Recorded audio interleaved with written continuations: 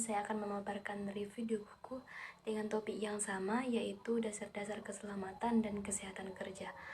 Namun sebelum itu, perkenalkan, nama saya Sardira Andeng dengan NIM 241111010142.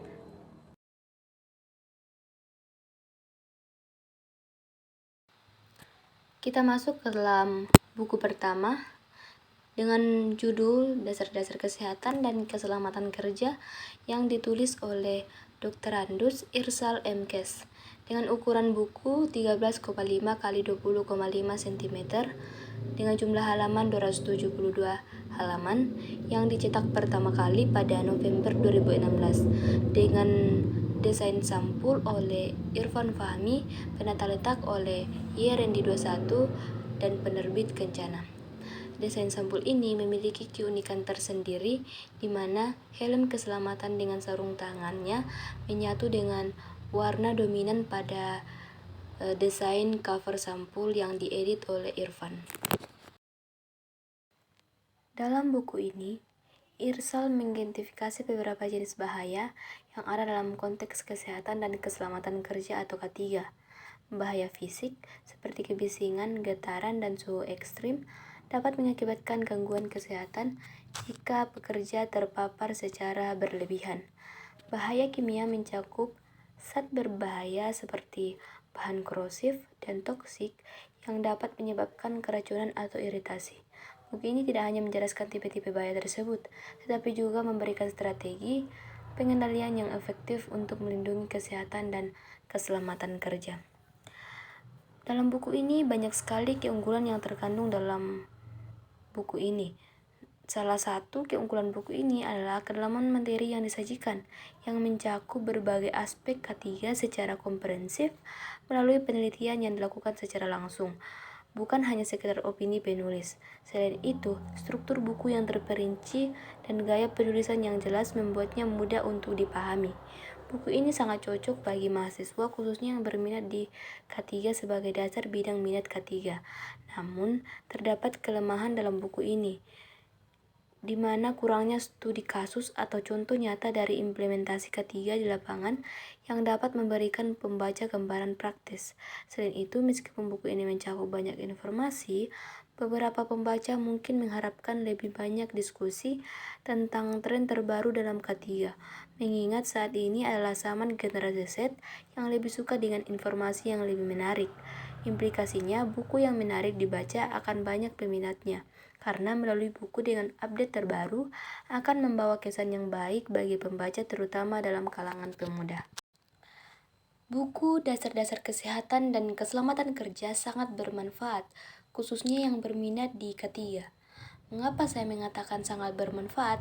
Karena buku ini sangat cocok untuk peminat yang ingin masuk dalam jurusan K3 karena dapat menerima pemaparan materi tentang panduan praktis untuk penerapan K3, termasuk penggunaan alat pelindung diri dan prosedur darurat, serta penekanan pentingnya membangun budaya keselamatan di tempat kerja dengan disertai studi kasus yang relevan. Sumber dalam buku ini dapat membantu para profesional di bidang K3 atau mahasiswa dan semua pihak yang tertarik untuk memahami lebih dalam tentang kesehatan dan keselamatan di tempat kerja.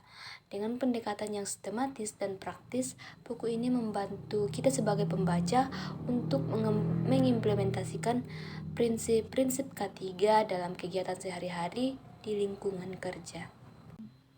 Kita masuk ke dalam buku kedua dengan judul yang sama, Dasar-Dasar Keselamatan dan Kesehatan Kerja, di mana buku ini ditulis oleh Anita Dewi PS yang diterbitkan oleh UPT Penerbitan UNEJ Jalan Kalimantan 37, Jember 68121 dengan jumlah halaman 176 halaman dengan ukuran buku 23 cm.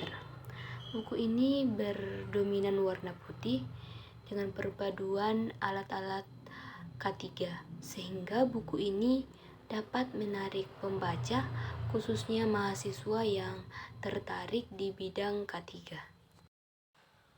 Buku ini terdiri dari 9 bab yang mencakup berbagai aspek penting dalam K3, mulai dari pengertian dasar, tujuan, hingga manajemen ketiga yang lebih kompleks. Setiap bab dilengkapi dengan ringkasan, pertanyaan diskusi, dan peta ingatan untuk memudahkan pemahaman.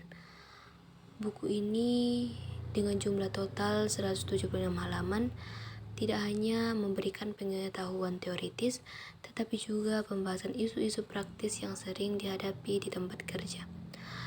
Dalam buku ini penulis menggunakan bahasa yang luas dan mudah dipahami, sehingga materi yang disampaikan dapat diakses oleh berbagai kalangan, termasuk mahasiswa yang baru mengenal topik ketiga.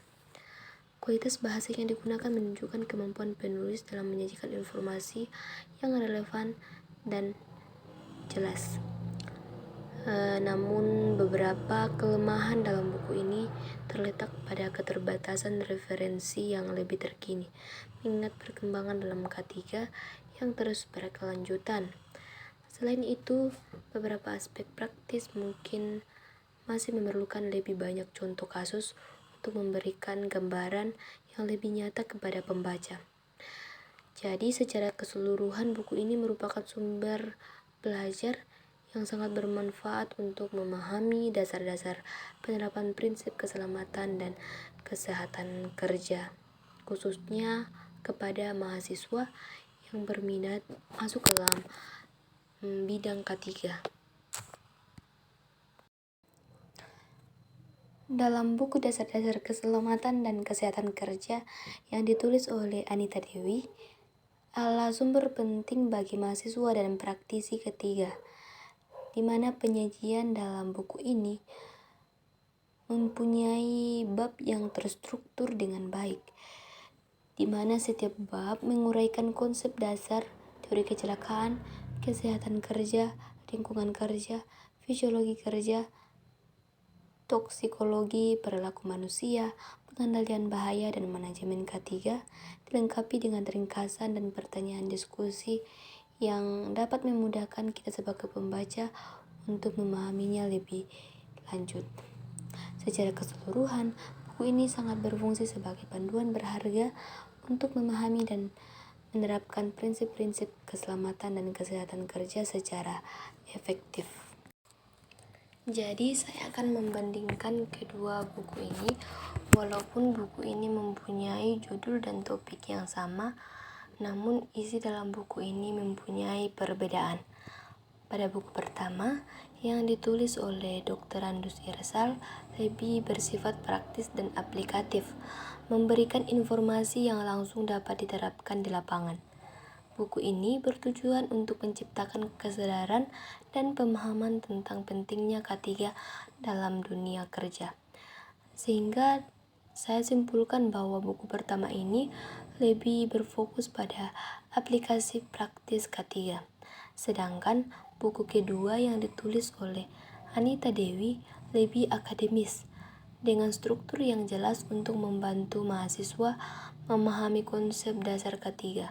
Buku ini berisi ringkasan, pertanyaan diskusi, dan peta ingatan untuk mendukung proses belajar, sehingga dapat saya simpulkan bahwa buku ini lebih terstruktur dalam pendidikan. Secara keseluruhan, kedua buku ini memiliki keunggulan masing-masing dari sudut pandang yang berbeda.